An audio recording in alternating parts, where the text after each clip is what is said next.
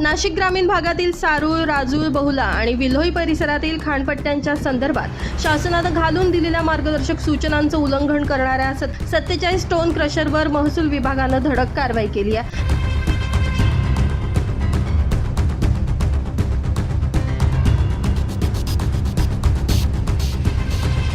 या क्रशरचा विद्युत पुरवठा वीज वितरण महामंडळाच्या मदतीनं त्वरित खंडित करण्यात आला आहे। शासनानं ठरवून दिलेल्या अधिकृत मार्गदर्शक सूचना आणि पर्यावरण संहितेच्या नियमांचं पालन करणं क्रशरधारकांना बंधनकारक आहे। परंतु तहसील कार्यालय आणि महसूल पथकानं केलेल्या प्रत्यक्ष तपासणीत 47 क्रशरधारकांनी शासनाच्या आणि प्रदूषण नियंत्रण मंडळाच्या निकषांचं सर्रासपणे उल्लंघन केल्याचं आढळलंय।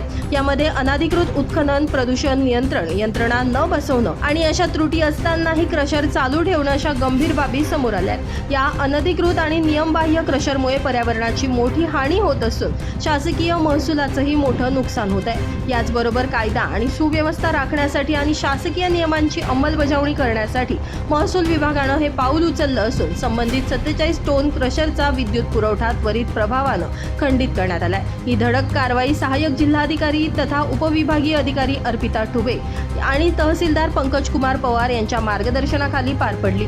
यावेळी महसूल पथकातील मंडल अधिकारी महिरावणी, सत्यजित गोसावी, ग्राम महसूल अधिकारी अरुण फसाळे, कैलास आहिरे, सुधीर कदम, गणेश कोळी, अरुण मोरे, चंपालाल चव्हाण तसेच महावितरणचे सहाय्यक अभियंता NR भोर, KS जायभावे, कनिष्ठ अभियंता VG सूर्यवंशी आणि वरिष्ठ तंत्रज्ञ YB Dhamale, SG Shaikh, AR Chaudhari, Mahesh Dawange, Kamlesh Patil आदी उपस्थित होते। नाशिक तालुक्यात कुठेही अनधिकृत अथवा पर्यावरण संहितेच्या नियमांचं पालन न करणाऱ्या स्टोन क्रशरची माहिती थेट तहसील कार्यालयाला किंवा त्या गावातील ग्राम महसूल अधिकारी आणि मंडळ अधिकारी यांना कळवावी।